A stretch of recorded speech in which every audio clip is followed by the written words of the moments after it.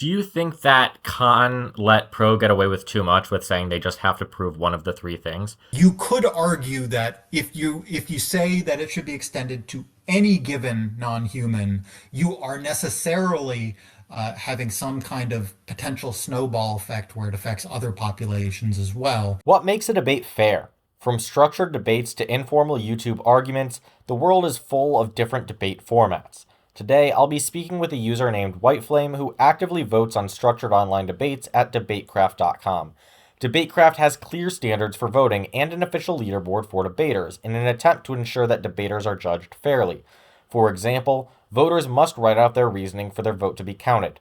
They have to address arguments from both sides and weigh impacts against each other. They cannot ignore arguments that one side emphasizes as key to the resolution. And if you're unfamiliar with how debate terms like impact, resolution, or framework are used, then stick around because Whiteflame will be explaining how you can cast a fair vote on a formal debate. Of course, if you have a strong opinion you'd like to share, or you'd like to vote on a debate yourself, then head over to debatecraft.com and do it today. Now, without further ado, I'll give Whiteflame the floor so he can explain his voting process. We're going to be going over the process for voting on an ultra-rated debate on DebateCraft. These are sort of specialized debate categories where you are matched up with someone else, in this case in the format of a tournament, on a specific topic. You don't know the topic ahead of time, you don't know which side you're going to be on. And in this case, this was a debate round between Hyper, who was pro, Kohai, who was con, on this topic. Should legally recognized personhood be extended to non-humans? Now, they had this debate over several rounds. It came with a number of specifics, including burden of proof off the bat being attributed to pro. That means they had the major burden in the debate to prove their side of the topic. It had definitions of legal personhood and specifics on personhood and how it applies to this debate, specifically with regards to non-humans and what kinds of organisms they might be talking about. I'm not going to go through all that, though, because my main focus today is not on how well the debaters did necessarily, but on how you break down their arguments to come up with a vote for this kind of debate. And that all starts by looking at their first rounds. In this case, there's a lot of topical analysis. Both sides did a really good job setting up what they viewed as the important things in the debate. In this case, you can see Hyper included a subpoint on scope, what actually is included in the debate and what should be the focus of it. Burdens, which means a bit more of a focus on what each side has to do in order to win the debate. And then a breakdown of something called framework. And framework is really where they're setting up what values matter most in this debate. What is the lens through which we should be viewing this debate?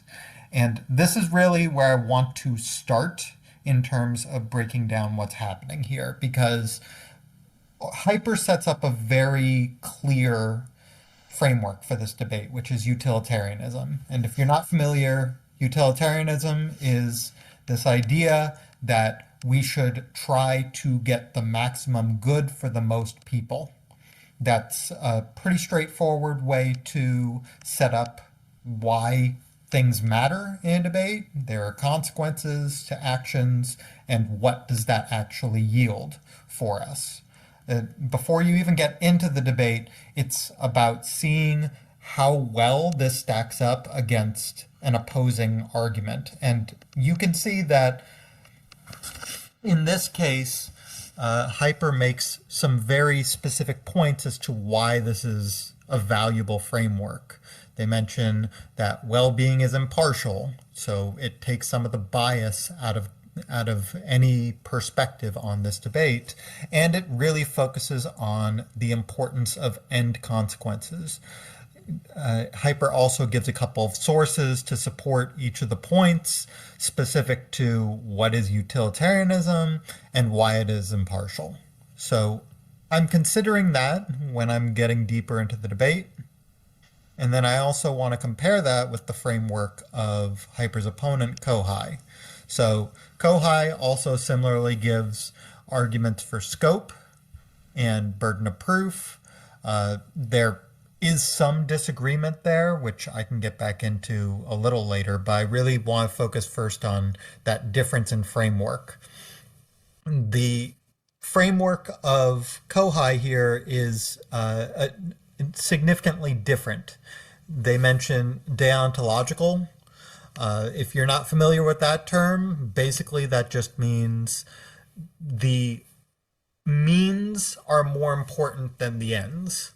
So it's in many ways in stark opposition to utilitarianism. You're focused on how people are being used, or how animals in this case are being used, rather than what the end gain is from instituting this policy. So it's much more focused on using individuals as not using individuals as means to an end. That's often how it's used in debates. In this case, it's not really clear what Kohai is going for with the deontological framework. Kohai mentions that legal personhood comes with certain rights and privileges. By definition, rights once granted cannot be taken away. As such, promoting overall well-being alone is not a satisfactory framework. And that suggests that there's more to it, that there can be a lot of clashes of rights and various interactions that make things a little more difficult here, but it's not clarifying why the deontological framework has more weight than utilitarianism. He's just saying it's complicated, and since it's complicated, we shouldn't be pursuing utility as the main framework, which isn't really providing a reason why deontology is the better choice here. And I think that's part of the reason why when I was looking through this debate, my focus was chiefly on utilitarianism as a framework. And you could see more about that as we go through the debate, with Hyper mentioning that Kant presents this deontological framework, but doesn't detail what the deontological framework is. I had to fill in the gaps myself with what I was saying about it. He doesn't explain why it's a positive thing, and there's not a real objection to utilitarianism. It's just a statement of things are complicated, therefore we should not use utilitarianism. And that's really not a significant response, a significant reason why we should discard utilitarianism. And going back to Kohai's argument later in the debate, he does start to explain a deontological framework is a framework that rights and liberties are absolute and can never be taken away, which is a little different than how I understand deontological frameworks to work. I could kind of see how that fits in with this idea of not using people as means to an end, but it's not directly connecting to what the term means, and he doesn't really spell out how this is the correct way to look at things, how we can weigh things given that we should view rights and liberties as absolute and never to be taken away. Like, why is that the most good? Why is that the most important thing? There are some specifics here about the kinds of things that might not be terribly important given the utilitarianism framework that Pro uses, particularly this idea of rejecting pain or intelligence as a determining factor in legal personhood, though I'll get to that more as I'm getting through the arguments. But again, it's not really saying why his perspective is the paramount one, why that's the most important one. There's not really an objective weighing between these two frameworks going on in Kohai's argument. And that becomes clear as we go further into the debate, too, where Pro is talking about how utilitarianism is the best way to evaluate this debate, and Hyper actually breaks down what deontology is and why it doesn't fit what Khan is setting up in this debate. There's this, and also a lot of arguments are being made here about how these concepts of pain and suffering, of feeling and sensation that are important to the debate, can still involve utilitarianism. So it doesn't mean that he's fully that Hyper is fully leaving that behind. And again, I think when Khan gets back to this in his final round, there's not really a direct response that explains why deontology is the best support is the best framework through which to evaluate things. I think the main thing that Khan is missing from their argument is a clear, here's why deontology is the best way to evaluate this debate. Here's what it gives my opponent in order to be able to argue their case. Here's what it gives me. Instead, I only really see that with utilitarianism. So the reason why I go through all that first before going through the arguments is it does affect my perception of each of the individual points as I'm going through the debate. Issues like burdens are going to be important in terms of weighing things at the end, but they're not necessarily going to be important for just how I'm seeing the points from the beginning. So I wanted to start with the framework. So let's get into the actual arguments that each side is presenting. Hyper presents this idea of how important it is to have legal personhood, what legal personhood actually means. Hyper sets that up pretty clearly, again, with a number of sources, how it grants certain privileges, how it isn't equivalent to moral personhood, how it's distinct in terms of just providing a legal basis for affording rights to given groups. In this case, we're talking about extending that to non-humans. And setting up that there are already examples of non-human legal personhood that we can compare with. So since there's precedence, there are things to actually lay this out a little more clearly. It's not some nebulous concept. We can actually say, this is what it would look like. So looking at these, they gave 3 contentions. The first of these is focused on animals. So each of these contentions is focused on giving personhood to a different non-human entity. In this case, animals, and much of that focus, as you could see, is on the importance of moral consideration and the realities that happen when humans do not grant animals that legal personhood. Well, what does that mean for these animals? And again, there's a good amount of support for many of these points with some actual numbers to talk about things like the number of behavioral abnormalities in great apes, the differences between living in enclosures versus living in a natural habitat, all things that are affected by how much rights and how much recognition we give animals. So this is a much more... This argument is much more focused on providing sort of a connection between humans and creatures. It's this idea that they experience something damaging. That damage is something we should be able to recognize. It's something we should be working to avoid. This is how we avoid it, by affording them these rights. Then we get into something a little more nebulous because we're talking about the environment for the second contention here. And the second contention is much more focused on the importance of the environment to life as we know it. It's not just about here's the damage we are causing the environment, but here's what that damage means to us, especially when it comes to things like pollution kills. Air pollution is responsible for 6.7 million premature deaths annually, costs 8.1 trillion. It's a big set of numbers that we can use as a basis to weigh this point.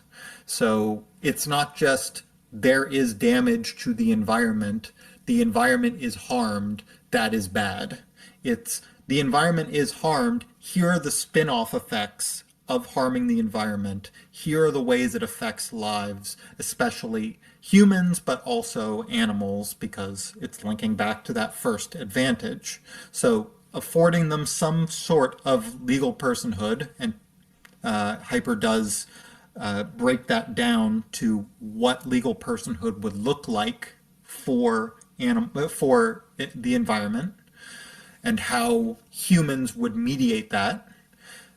Those things are seen as very important and things that have to be clarified in order to set this up. Because again, it's a nebulous concept. It's this idea we can't just afford them personhood in the same way we could another human being or an animal. And so it does require a difference in perspective. The third contention here is about artificial intelligence. And again, it's a change of perspective. One of the things I really appreciate about these three contentions is that they engage with the issue on very different levels. The first one's much more focused on here's what we should do for animals because animals matter. The second is focused on here's what we should do for the environment because the environment affects so many other things. And when I look at the artificial intelligence argument, it's engaging with a potential future and saying, here's why things staying as they are could negatively impact the potential future. And so it's setting up, here's something we can expect to see down the road. Here's why current law has no way to address it. Here's why we have to take action. And there's even a clear setup for here's what could actually be the harm. We need to be prepared for very smart artificial intelligence that could be coming to be able to prevent it from doing massive harm. And so this is a lot more linked to the environmental impact in terms of these are things that can affect us, that can affect persons on some level, people we've already acknowledged as persons. And so we need to do something to address that. Now, if I had one thing to say about this, there's a little bit of inconsistency in this because a lot of Pro's argument is really focused on how we should view these entities as having meaning in and of themselves. But then a lot of the impact focus of the environment argument and the artificial intelligence argument is on how they affect humans. So it does seem to really rely on that as an impact as opposed to creating impacts independent of humanity. But it makes that point very strongly because it connects much better with the audience to say, this is how it affects humans. So if we're looking at Kahn's argument from this perspective, and again, I think a lot of that is really focused on the utilitarianism as a framework to decide these impacts and how much they weigh in the debate. And so as we get into Kahn's arguments, it's much more focused on this idea of how it damages legal coherence.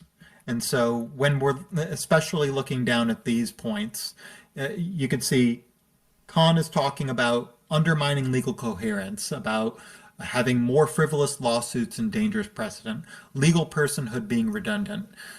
these points are much more focused on process problems. So, what happens when we change the way that we view non-persons? And how does that affect the population at large? Not just animals, not just the environment, but persons as well. So, there's a similar crossover with how this affects humanity. And if we're looking at this, it says it undermines legal coherence. As noted earlier, legal coherence creates certain rights and privileges that non-humans simply cannot fulfill. So he's creating a direct separation between what non-humans experience and what humans experience, and how legal personhood can affect them. In this case, it's much more focused on this idea that if you have legal protections, they come with legal responsibilities as well. And a chimpanzee, for example, is not capable of taking on that kind of responsibility, is not capable of recognizing that they have a responsibility.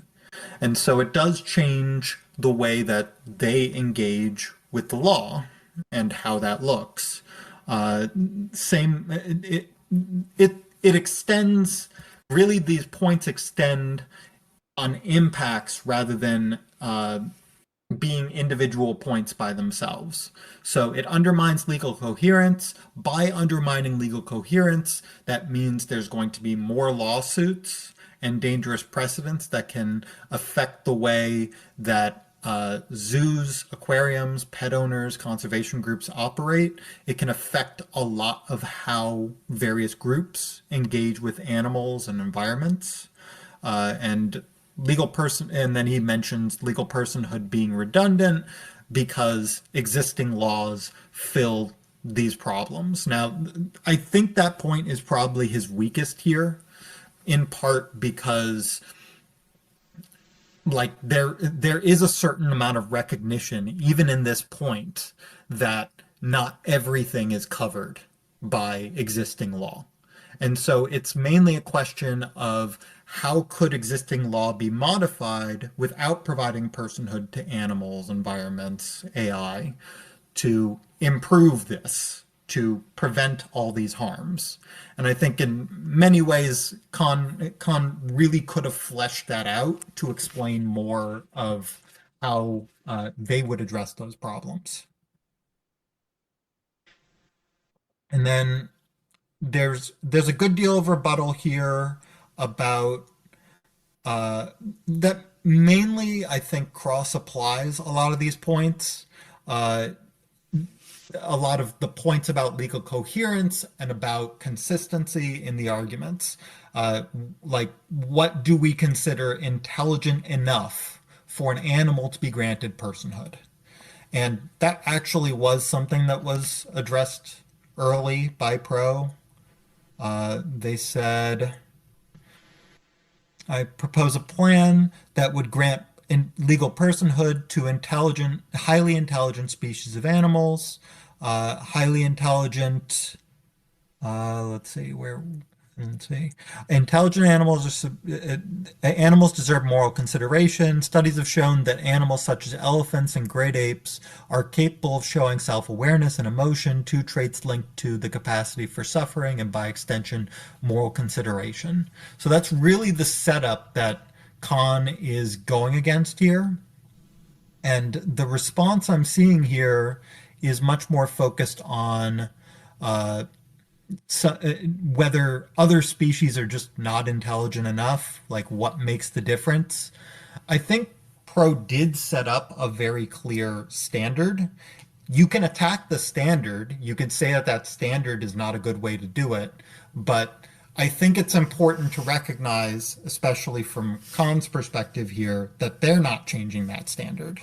They're not extending rights to these populations. They're not dramatically changing the system to protect fishes, for example. So saying that Pro is not extending their impacts to fishes, their benefits to fishes, is not really going to help them much. It's not going to make their argument very much stronger as a result.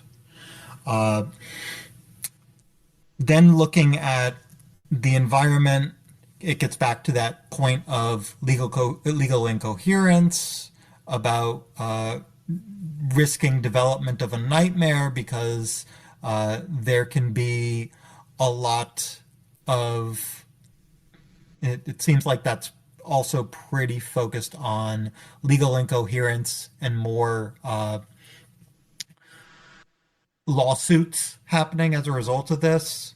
And we have proven that, and arguing that there are ways to solve it in the current system, that the EPA Act and the Montreal Protocol established that existing laws can, the existing legal system can do something to address it. As for the AI argument, this one is probably Khan's weakest response. They say that my opponent's plan would give legal personhood to AI that displays sentience indistinguishable from a human. It's not reality yet. The counter plan that Khan suggests is very obvious. Make sure it never becomes reality. Laws need to be put in place to prevent AI from ever becoming anywhere near sentient. AI is too unpredictable to be allowed to give sentience. So this is where I might bring up the importance of being specific with a policy that you are including. There's a certain concept called fiat in debate where you can say this will happen and we acknowledge, yes, this can happen. But if it's an unclear policy, if it's vague, if it's just not sure how this would work to actually address a given problem, it's not something I can give a lot of weight in the debate. So if he's just saying this won't happen, that's not enough for me. You can't just fiat that it won't happen. You can fiat that a given policy will happen and then say that policy will do A, B, C, and those things will prevent it. But if you don't have that connective tissue, it makes it hard to make this argument. So it's a pretty weak response to Pro's AI argument. And I'm going to focus, I'm not going to focus as much on the specifics of the arguments as we go through the second round. I'm just going to point to things that I think matter are pretty important to the debate as we're going forward. The observations. So Khan made a set of 3 policy observations. Here, I'm going to actually go back to that real quick. So these policy observations are focused on burden of proof. I said I'd come back to this. The first one is that the status quo is insufficient to protect non-human animals and the environment. So Pro has to prove that existing laws are not going to protect the environment. Already did a pretty good job of that in their first round. That merely expanding and enforcing current laws is not enough. Haven't really gotten into that as much. Khan disputes that pretty directly. And 3, that legal personhood is the best avenue to protect non-human animals and the environment. So Pro has a pretty specific response, especially to that last one. They reject that because the scope of the debate is limited to whether legal personhood is a good policy, not whether it's the best possible one. And again, that topic is, should legally recognized personhood be extended to non-animals? It's not, this is the optimal solution. It's not, this is the best way to do this. It is, this is a positive change we should make, and it's better than the existing alternatives. In this case, the existing alternative is the one presented by Khan. And that's really the focus of a lot of this second round.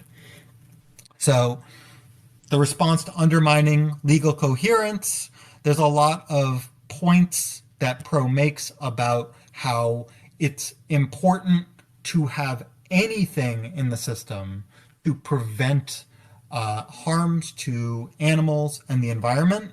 How it's better than having no guardians at all, which much as Khan suggests it's possible to do something, they don't provide a framework through which to do that. They don't provide a means by which to do that.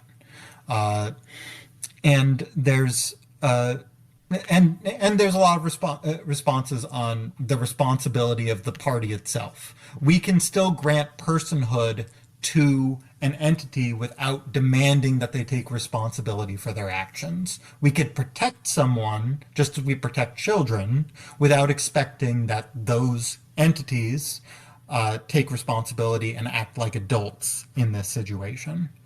As for frivolous lawsuits, the idea, the main response that Pro is giving here is that they're not frivolous.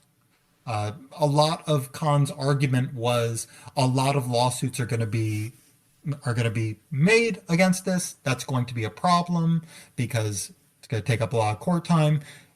Pro's response is basically good. We should be taking up that time. We should be responding to these things. We should be ensuring that they get moral consideration. And so they challenged fundamentally this idea that there's a frivolous lawsuit here and that it's a dangerous precedent. It should be a positive precedent. That's what they're saying here. As for the third point, that it's redundant with existing policy, really a lot of Pro's evidence was already pretty responsive to this, coming up with points that make it clear that animal welfare and environmental laws have not been sufficient, that legal personhood does provide extra protection that those laws are unable to provide. And then a lot of the responses are basically what I already foreshadowed up above, where there are clearly something, they're clearly doing something here for animals. Even if they're not doing it for every single animal, they're doing it for a sufficient amount that don't have it in modern society. And this is a major benefit all the same. Same on the environment, that there are a lot of ways that we have to protect them in current society, but that it has been insufficient and that we need to do something about the deficits that have prevented the environment from being protected. And similarly on the AI argument, I think a lot of this is just a response to this idea that we can prevent AI from coming into existence, that policies in different countries will never be sufficient to stop the march of progress, that it will always be coming at some point, and that we need to do something about it now to address that issue coming in the future. Especially since I think one of the main things that Khan missed an opportunity on here was to explain why this type of AI might never come into existence, because I think Pro's argument largely relies on that as not just a possibility, but a probability that it would happen at some point. And Pro really focuses in on that as a major part of their case. Then looking at a lot of Khan's argument in response, protecting their points. This is largely repetitive with their previous points, is that they need to be able to participate in the legal system. They need to be able to take on responsibilities. It's not very clear why they need to be able to take on those responsibilities, what is so essential to that part, to their role as actors in the system, why they can't just be protected. It's similar to child welfare laws and why those don't apply here. He says that my opponent commits a category error with the example of infants and children. There are legitimate reasons why the state grants legal personhood to infants. I'm sure Pro's response here will be, there are also legitimate reasons why we extend it to animals, why we should extend it to animals. I think that's really the key part of Pro's argument that I'm not seeing a response to here. And then looking at the points under frivolous lawsuits, there's a lot of discussion of how various groups will be negatively affected and it will lead to court clog and a lot of negative things. But again, it's not very clear why these lawsuits are frivolous. Even if they do cause court clog, why is that a bad thing if things are getting done in the right direction? That's really the main question that I'd be asking Khan at this point.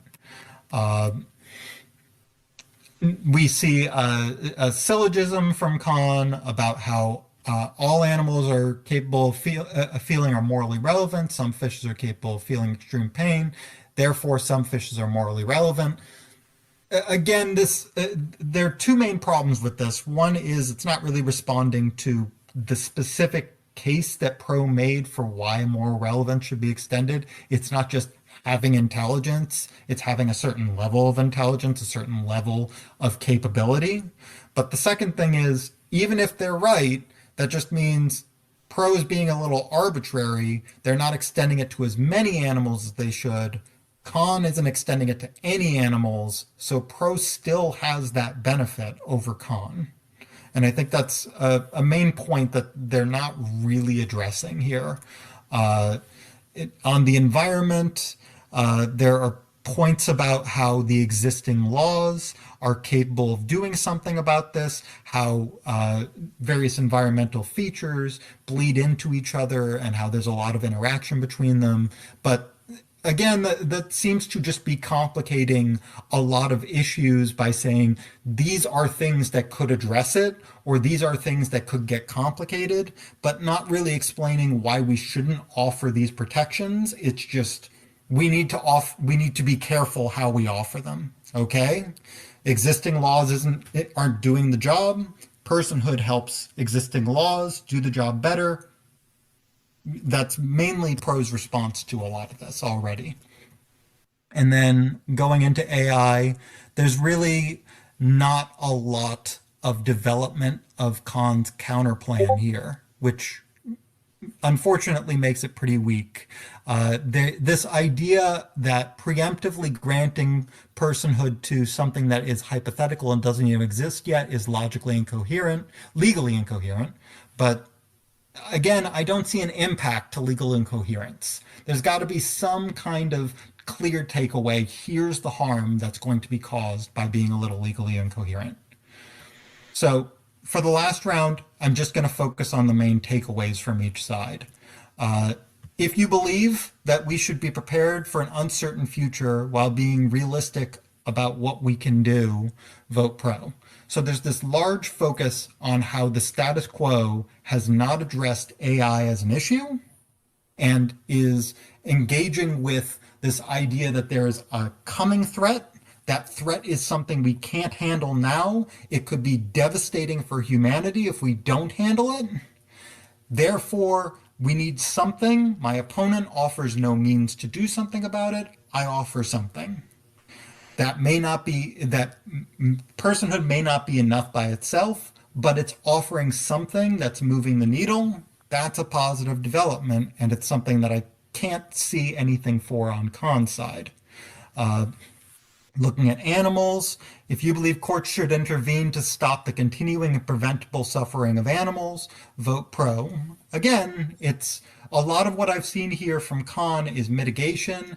These points are not as strong as they could be because they don't apply to all of animals. And of course, there are lots of lawsuits that will be filed. Those just filing lots of lawsuits is bad. I understand that, but it's not sufficient to really push back on these big impacts that Pro's laid out. And similarly for the environment, while I think Khan did a better job here laying out how this can cause a lot of legal tension and make for bad instances bleeding into other groups and causing harms for various conservation groups, I don't think they do enough to really push back on this idea that harms to the environment are this dramatic force that we need to do something about, and affording them personhood at least gives better tools to respond to that, which is a much bigger issue that's harder to take down. And honestly, going through Khan's points, you get into a similar mode here where I think they're setting up a lot of these things could be bad from a legal perspective, and they could create a lot of legal incoherence, and they could make a lot of new baggage and a lot of new court cases. but I don't see clear impacts being taken away from that. And maybe it's because Kant was more focused on deontology as a means of establishing their impacts, but I don't really see them working under the utilitarianism framework to provide clear, solid impacts that I could take away from the argument.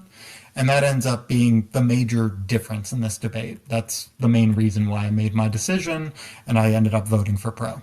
For utilitarianism as a framework, I think the idea for a framework is if both sides are just making a list of arguments and their impacts that can all kind of be true in some way, then you need a mechanism for weighing the impacts against each other. My question is, what if they agree on utilitarianism as a framework, let's say, and then they have a lot of different impacts that you can't really add to each other. So pro is listing a lot of different harms. Let's say Kant had actually fleshed out lawsuits as an issue that is going to cause problems down the road, but neither side is really providing like a formula for adding all these impacts together. How would you weigh it then if they agree that the greatest good for the greatest people is like this ideal that they want to measure up against, but now you have all these impacts that it's not really easy to just say this plus this is bigger than this plus this? So usually in that case, you're talking about support. How well do they warrant their arguments? How well do they support them in terms of evidence? How do they spell out the links in their points? There has to be some clarity that tells, if it tells a clear story, that's going to be an impact that matters more to me than something that just seems big in and of itself. Let's say Pro tells 5 good stories about different impacts, and then Khan comes in and tells 5 good stories. Like, is there a way to sort of simplify that and say these things together? Like, if you can kind of group them into a larger story? I'll usually compare individual impacts at that point. So I'll be finding impacts that are functioning on a similar level. So this costs this much to society. If I have another impact that's similar to that, I'll weigh the two against each other. Then I'll usually see how they are weighing certain points. Like, for example, most people would weigh loss of life as a bigger impact than lost money. That would be an impact that would have more weight for me for the most part, unless they found some other way to justify loss of money. I'm not really sure what that would look like, but if loss of life would be a major impact, and I would usually focus on that as the most substantive one, and then compare that with impacts that affect to a similar degree on the other side. If you had been Khan in this debate and you saw Hyper's opening round, how would you have approached arguing against it? I actually think that Khan had the right idea in general, which is you need to challenge that things are going to work out simply. But I think in part that comes with this idea of humans are actively going to be harmed by affording personhood to animals. Personhood given to animals necessarily comes at a cost. You are giving them those rights. So how does that affect human beings? How does that change the way we function in the world? How many war crimes are we going to insist be meted out against various populations in the world? One of the big problems, for example, is there are many different parts of the world where people are required to eat animals in the wild. How much should we afford protection to those animals? And if we are affording that protection, aren't we just enforcing that on third world nations? Aren't we just essentially making the poor pay for the fact that they are poor and do not have other sources of food? Basically, we're just enforcing a system that says it's okay to eat chickens and cows, but not to eat more intelligent animals, even if that's all you have access to. That makes And sense. so I think there's some really interesting weight there, but you have to look at it between nations, between different parts of the world, and see this as a much bigger problem than just what's on the ground level. Do you think that Kant let pro get away with too much with saying they just have to prove one of the three things? It's difficult because when you say should legally recognized personhood be extended to non-humans, you could argue that if you say that it should be extended to any given non-human, you are necessarily having some kind of potential snowball effect where it affects other populations as well. So it's not just about extending it to your personal pet population, it's about extending it generally and seeing how that works.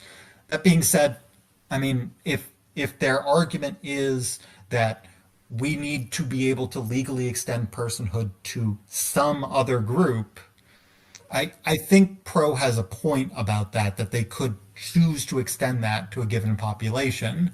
And it does mean that Khan has to defeat more points, but each of those individual points would individually affirm the resolution.